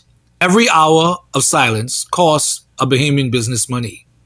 Every hour of silence costs a Bahamian family peace of mind. The government works for the Bahamian people, so speak to the people. Well, this Shannon Cartwright, F&M deputy, says, listen, all those news releases and stories and this total like just wash. They never communicated effectively and efficiently. The minister needed to come out and speak. And in fact, he said, the prime minister needs to come out and speak to the Bahamian people. Your thoughts about F&M deputy leader Cartwright? Where's my mic? Where's my... Glenroy, are you shaking your head? You're disappointed with Peggy. That's my response. Right? That's exactly the point. When people are crying out and complaining about things that are legitimate. For example, we have these high excessive light bills. They are saying that the light bill is based on usage. People's pattern have not changed, but then you have double and triple the amount in terms of light bill. That's a problem. You're not addressing it. Then you turn around and then you have people who lost grocery items and food and all this other stuff. That's not being addressed. Some people have lost appliances that have not been addressed. And then you have situations where we just have these little flowery words. We were promised, we were told, we will be ready, we'll be okay. But yet we find ourselves in this predicament, and mom's the word. That's unacceptable, and that's why we have a right to stand up. But when we suck our teeth towards the Bahamian people's cry, that shows that we don't care about their cry, and we are not concerned about their legitimate concerns. That's at Shannon Dawn. Don't mix it up, Glenroy. I know you got your spin to spin, but that's something was at Shannon Dawn. Shanique, with all of this that be going on, and power outage is not unique to the Bahamas. I mean, Baltimore was off all day yesterday. I mean, Detroit, courthouses, all businesses, courthouses, everything was just they had to discontinue court. But my thing is here locally. I kind of don't like this whole idea of when these things happen that I see the minister or that's responsible for these areas out there speaking to them. I think the minister of the government, they are responsible, pass legislation, put these things in place, they cover these ministry, they will put out there, they get these reformation and transformation going. We now need to have all of the technocrats of these different areas, the people that are responsible for these areas, the people that are working in these areas, the people who understand the terms and can speak to these areas, come, even if they come with the minister in a press conference, and articulate to the Bahamian people what is going on, what can we expect, why is this happening, why is that happening. We have the lightning strike, we have the other power outage. Let the Bahamian people know, and on a regular basis, because we have this ongoing work, make the Bahamian people understand step by step what is happening, why you're experiencing this. Well, I'll tell you then. Tony Pratt and Christina Alston, you all dropped the ball. Let me tell you what it is. Okay, first of all, keep us abreast of this energy reform that's happening. Everybody trying to point and whistle to find out exactly where it is. One, let's go to Sunday. You all had a smoking building that I've not seen any of you there in front of. One, to tell us the extent of the damage of the lightning strike, what was damaged and what wasn't, and therefore it took well after midnight for areas to be restored, and then they dipped again. You all did not communicate effectively with the Bahamian people to make us understand. I know BPL yesterday did something where they sent out a video like how the U.S. ambassador sent out something that is a production, a produced little clip to send out. No. That's not good enough. Come speak to the Bahamian people. I don't know what you're running from because I don't think you can control lightning. Exactly. I don't think you can control the natural elements. And so therefore, if lightning struck one of the energy rooms or engine rooms rather, and you sit there all day and load updates to the stories of BPL on Facebook, I was looking around like, what the dickens? There's got to be a joke. A real joke. This is such a, but the thing is, this is such a national crisis, right? You would have expected to have a major press conference in this vein. You would have expected the minister responsible. You would expect the CEO responsible. All of those individuals with the technocrats and the engineers, just surrounding them in a room, giving a brief discussion point or a press conference with this whole situation, media and stuff, asking questions and so on and so forth. But everybody was just hiding and ducking and running. But Ellington, I'm sorry, Glenroy again, and you are right, Ellington. And wondering when their power will be restored. Glenroy, that was the shocking part. This had BPL was totally innocent. in this instance? In terms of any engine failure or this was Mother Nature, and y'all couldn't speak to that? Y'all didn't jump ahead of it? All we wanted to do was be informed, Yes, it was vexing. My God, it was hot. But had you communicated properly, we would at least been on all of us together holding hands, trying to say, come by here and hurry get the stuff fixed. But you all ducking and dodging and hiding and what? Okay. Glenroy, no, shut up. Glenroy, listen, Glenroy, stop. That was lightning, Glenroy. That was lightning. That was lightning. Oh, I've given you all time to roast BPL staff when the CEO did a walkthrough. But it ain't good enough. So it's never good enough. Yes, it's never good enough. Shut your mic off. It makes no sense. Because I'm telling you, when it's time for you to speak, you didn't speak. I'm now speaking. Yeah. So it made now, here it is. Of course it makes it. You all dropped the ball. You all dropped the ball entirely. You dropped the ball entirely. Peggy, can you please stop? I'm speaking. Okay, now, here it is. This is a viewer. I agree with Ellington. Remove the politics from these very critical areas and issues that require expert response. And that's all we're saying. We needed the CEO and the chairman to step up and speak. You all didn't go and call the lightning down and made it create the damage it did. But speak to the people. This bunch of flyers and stuff you posted on the stories all Sunday. Like number one, who's going to take the time and look at that? And then because it was 1,000 being posted, you lost track and didn't know what the dickens they were talking about, because here they were also updating Eleuthera. Nothing on the page of BPL. You dropped the ball. You fumbled it, and you dropped the ball, and it's disgusting. Do not service the Bahamian people that way. Speak to the Bahamian people and keep us informed. In an instance like that, you had the elderly, the youth, everyone. Glenroy, be quiet, please. I'm speaking. You had people who are of senior age, people younger, and everyone else in between in misery on Sunday. And what you did? Posted updates to the stories on Facebook. Stories. Not good enough. Now, another comment that came in, and I'm trying to look for it. This comment says, so as far as Peggy is concerned, the time and money spent in training BEC workers on live wiring is a total waste. No, it's not a total waste. But if your husband can risk his life for Bahamians who come here and roasting them for taking risks, then send your husband on the line. But I don't encourage anybody to deal with live wires. If Leslie wants to, God bless him. 70 anyways. Former Prime Minister it's about the live wire. It's about the response. Glenroy, you serving customers in tourism. You don't take no risk unless something drop on your toes. Thanks very much. You don't take any risk besides getting to and from work. You don't know the risk of live wires. I saw a man just with his eyeballs. You taking this different now. Of course, I'm taking Former it Prime differently. Minister Dr. Hubert Minnis is also speaking. I don't understand. What's happening? Why are you doing that?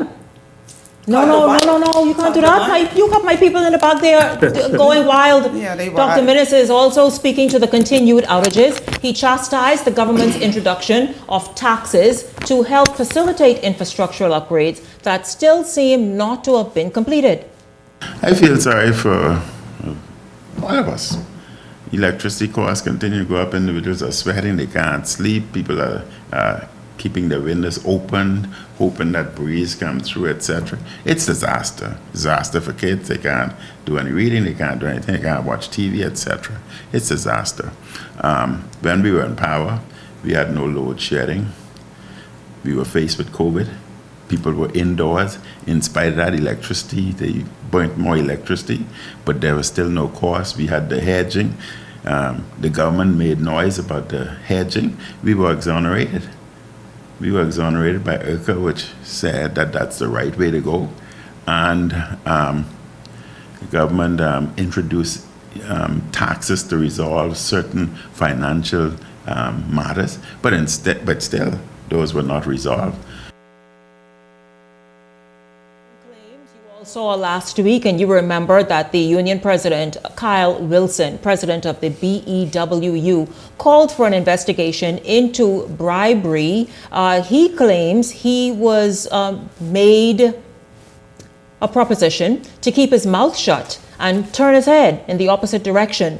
Now, Kyle Wilson said last week that the chairman must resign. He called for an investigation into the claims that an independent source attached to BPL made him the offer of lavish trips and other gifts and monies just so that he can perhaps look the other way and not get involved in the ongoing energy reform and the rest of it. It wasn't quite clear, you all, exactly what Wilson was talking about, but a lot has also been said. Of course, social media, I don't know if I can actually bring it here, but other allegations then, I'll say it like that, other allegations about what Wilson is making at BPL in overtime pay. That has not been brought to the mainstream media, so I'll leave it right there. But a whole lot, when Kyle Wilson stepped out and called for an investigation, it certainly raised other eyebrows, didn't it?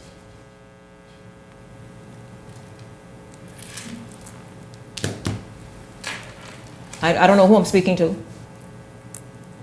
Okay, well, Shanique, this is a very... question? Oh. This is a very, very serious allegation from Mr. Wilson. We ought not to take this lightly, and I'm happy to hear that the government has jumped on this to look into this. Mr. Kyle Wilson said some stuff. He left a lot of stuff unsaid.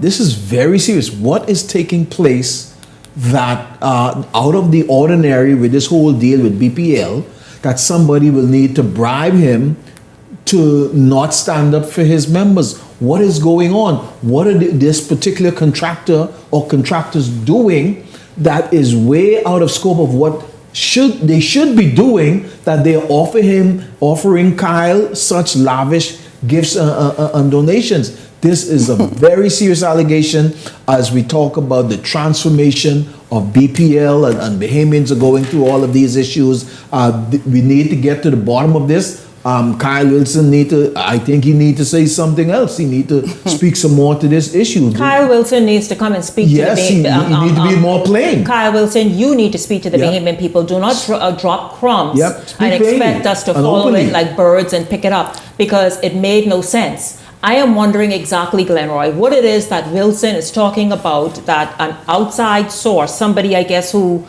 is engaged with BPL to provide some sort of service, had approached him some months ago, bribing him lavishly, I mean 6 figures, to keep his mouth shut and head turned in a different direction about what? Yeah, this is some serious allegations, and I think that him knowing the consequences for bringing such allegations to the fore and not being true, I'm sure he recognized that there are some consequences for that. But for him to make these allegations, I certainly believe him, and that causes me to have some concerns. Who all are the beneficiaries of this, and what benefits would have had he taken the bribe that he is suggesting that was offered to him?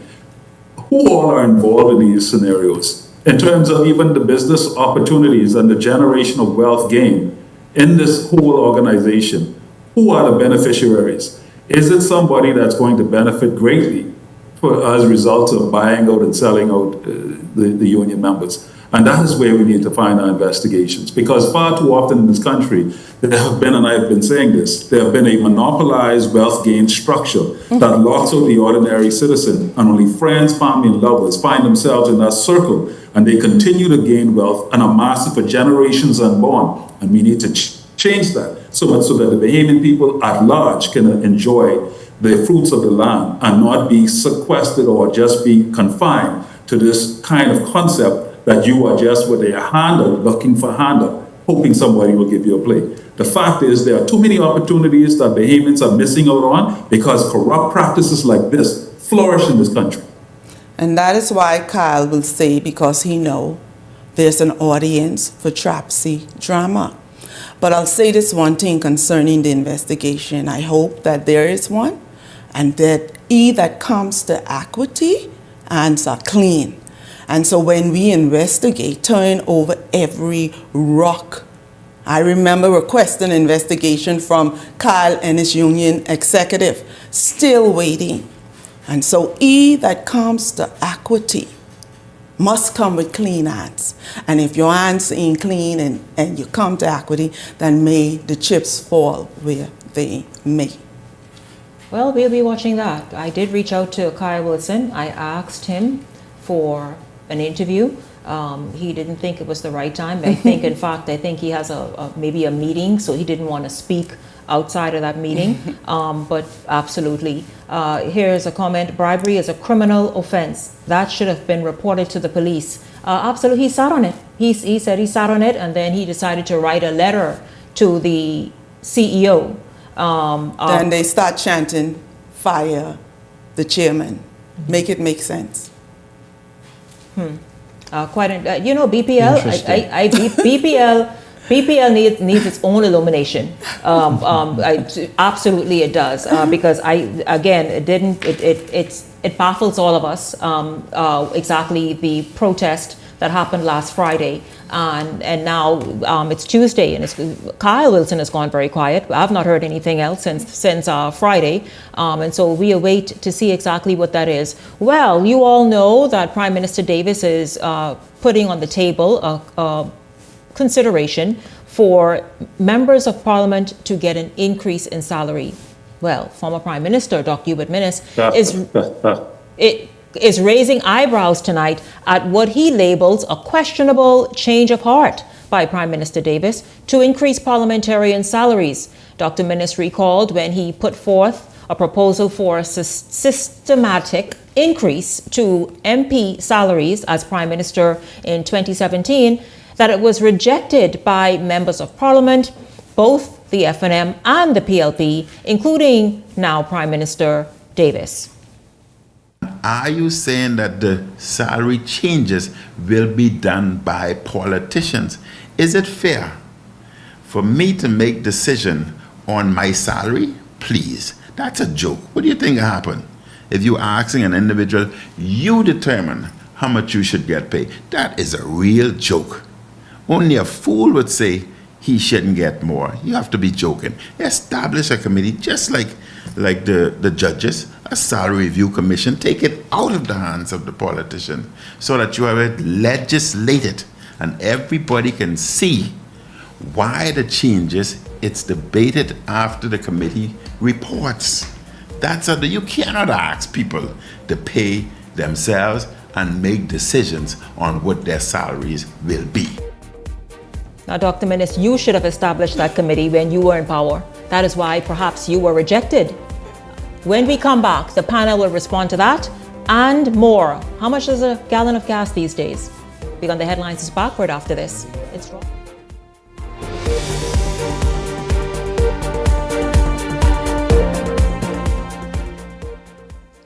It's Independence time again, and Grand Bahama Tiles is celebrating big savings with their 20% off store-wide sale. With new styles arriving, they have just what you need for your kitchen, living room, and patio.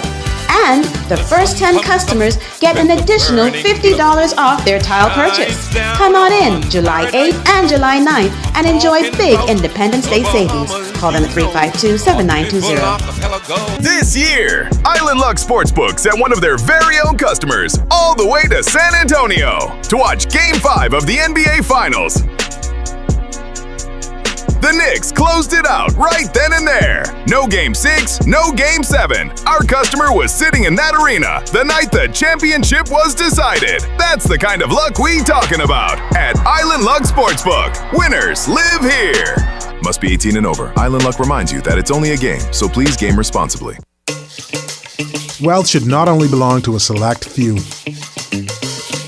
At InvestStar, we believe the door should be open to everyone. We provide options for planning a better future.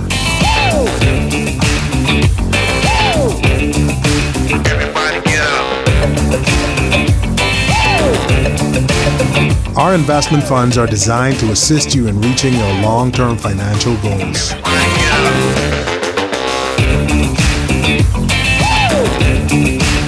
Let us show you how.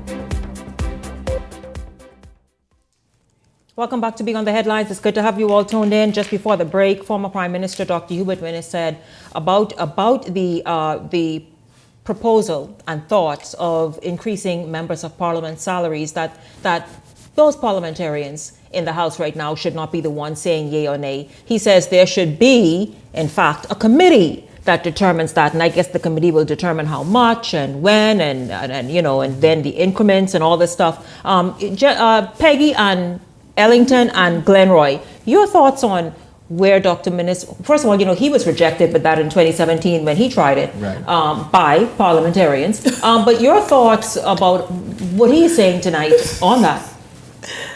Oh wait, he must be forget. He must be forget, because when you're in a position to make change and don't make change, after that, nobody cares what you're saying about it. I don't care what Dr. Minnis have to say about it, because Dr. Minnis was not only the Prime Minister, he was the competent authority with all say. And he didn't make the change that he's now recommending to Prime Minister Davis. So Dr. Minnis, drop my book. I agree with Dr. Minnis. That is there should be a commission. You should not be able to go and say I need to give myself more money. I kind of differ though, Peggy, when you talk about he should have been able to do it during his term. His hands was filled. I got to give him as a Prime Minister. But he attempted to do that in 2017. 2017, the timeline. Ian wasn't tied. And then the storm came in 2019 and covered in 2020. This is 2-3 years from 2019. Maybe yes, he should have attempted to do it. He didn't do it. I think it's something that the present administration should look into as they discuss this, and I think that's the way to go, really. It'll be a fool's errand for any new political party or any party who would have just regained government to go and talk about salary increase. So the timing of 2017 would have been idiotic at best. The other reality is that I agree with what he said. There should be a commission for individuals who are looking to have a salary increment, because the fact is, like he said, anybody who would say, okay, man, I need more money, and they will give them, and have the ability to give themselves more money, would probably do so. So we need to make sure that it's done properly. And I also believe that had this government not spent all those millions of dollars on the consultants, which is like 60 million plus or whatever, you could take a couple million from that and given the MP salary. He will never let it go. I mean, we were paying $250,000 to Roger Stone every month. I mean, and shucks, imagine that. Shanique, let me point out something to you that I found amazing, and I stand to be corrected, but I think they're linked. When the Prime Minister introduced that in the House and they talked about this raise for the parliamentarian, you notice what happened immediately after? What? You all remember with the public service insurance? Did you all connect the dots there? Oh yeah, everybody getting taxed. So you giving yourself some money and you ain't paying us, so they dropped the civil service insurance last week. Yeah, I think that was. If y'all could pay yourself more money, y'all could pay us the money y'all owe us. Yeah, well, the insurance I believe that had something to do with that. The insurance companies say, hold up, wait a minute, hold up, slow up a little bit. And they made that big, bold move and statement. That was quickly rectified within hours, we're told. I believe that's why. I feel, and where do you each stand on that? I feel as though parliamentarians should be given an increase. Because you see, more is demanded and expected. I don't disagree with that. Now, we the public require more from them, and when they are paid more, given that increase, which I imagine still wouldn't be anything totally significant. But the point about it is, though, that's where we even hold you all more accountable. You see, we holding why you think we are talking, we spend so much time talking about BPL, because we are holding you accountable for what you said. So therefore, pay them. They have a lot more work to do. It's a lot more that's expected. Especially, mention was made about a member of parliament that's serving Michael. I mean, that is a challenge. You cannot go from Nassau and say you're going to Michael. You've got to go to one, maybe two, come back to Nassau, go to the next one, come back to New Providence, go to the other one. And so it is a challenge in some areas. And yes, we expect more representation. And so, yes, I think it's deserved once they apply it properly. But timing got to be very much a thing here. We don't want to pay you more money and you finding out you still got these parted contracts and you still get some money coming in from different places. We don't want that foolishness. We want you to be upright, do your job, and then leave with your held head up and be having integrity. Do not be trying to monopolize, have all kinds of systems in place for you to gain wealth or the backs of the Bahamian people, and then at the end of the day, you still want to tax me for more money. You still trying to get your child a free education, all in public poison. Get the child free education, Glenn. You're just all over the place. I hope something sticks. That part there is some heavy lifting. You know why? Because I imagine that was before independence. In terms of what exactly as you described. But let's talk, good news, Glenroy, and I want you to jump in first. If you've been paying attention to the pumps recently, you may have noticed what seems to be the beginning, oh my God, remember when we talked about this about a week and a half ago with Vasco Bastian, of a decline in the price of gas. Vice President of the Bahamas Petroleum Retailers Association, Vasco Bastian, is talking about the decline. He was asked whether or not consumers could continue to see the trend in the coming months. I think definitely I can speak to what's going on. It's a direct correlation to the price of crude oil in the global markets that has started to trend downward. So we are now benefiting from that decrease in crude oil on the global market. As far as predicting whether it continue to decline, I don't want to commit to that, but there's a high probability that it could. We ain't never seen no more $5 gas right now. No, don't try that. Not no $5. You might see between $5.50 and $6. We ain't gonna see no $5. I can tell you that much. No more $5. Those $5 they over. I ain't saying that right now. We don't control it, but so I don't want to speak to. I don't want to put my foot in my mouth. But if it continues the way it's going, then there's a high probability it could. But you never know what they're saying. One little misstep in the Middle East or in that region, things could go back up. That's true. That we are obviously subjected to what happens internationally, whether the markets, wars, and all the rest of it. I just wish we could take and I know the Bayesian dollar is maybe different than the dollar that we have, but Mia Motley is insistent, and this is something we'll revisit, is insistent that she will continue. In fact, Motley confirmed Bridgetown is holding the line on fuel and electricity prices even after technical officials recommended pushing the pump price from $3.72 to $4.20 per liter.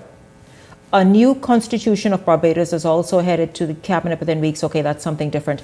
But she is saying, listen, she is going to spare the people of Barbados right now. There is no increase. I just wish that we can stand in that regard. Bastian said the days of flat $5 per gallon are over here in the Bahamas, but we would love to enjoy that again because why not? Shanique, I'm wondering how can he unequivocal.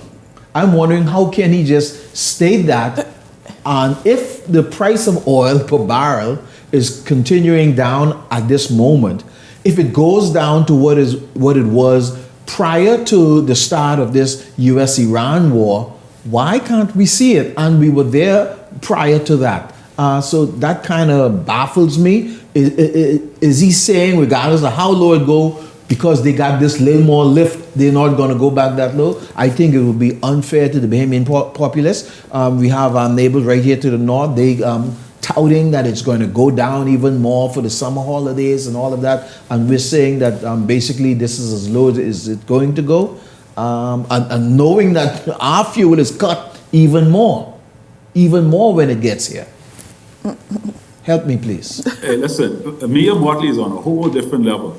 I mean, and she looks out for her citizens and so on and so forth. But tell Vasco Bastian, we have been looking and we are trying to understand why is it that fuel cost goes up faster than it comes down when the barrel of oil goes down fast. The fuel cost stays at a snail's pace going down. Whereas the minute it goes up in terms of the barrel of gas, you blink and there's been a change. Goes up right away. Yes. That's a problem. And we need to investigate how long it takes and the transition for that to happen. Glenroy, you need a degree. Spring is my belief. You need a degree in all things engineering, fuel related, and everything, every other intricate calculus in between there to understand about this, how they determine the price, how quickly it goes up. The minute a barrel of oil is something, then you see them saying, "Oh, we have to." Mind you, you wonder where the reserves that you all say you have in the nation, and why is it impacted so quickly? Mr. Vasco? Yeah, we here for Absolutely. Listen, I thank you all very much. Happy Independence. Of course, we're here tomorrow evening. But yes, we had to happy Independence to each of you. I thank you all, Peggy, Ellington, Glenroy, for being here this evening. I look forward to having you all right back here tomorrow evening. And thank all of you for tuning in. Thank you for participating. Thank you very much for your views and your thoughts that you are sharing and have shared as well. For the entire Beyond the Headlines team, I'm Shanique Miller. Make it a great evening, everyone.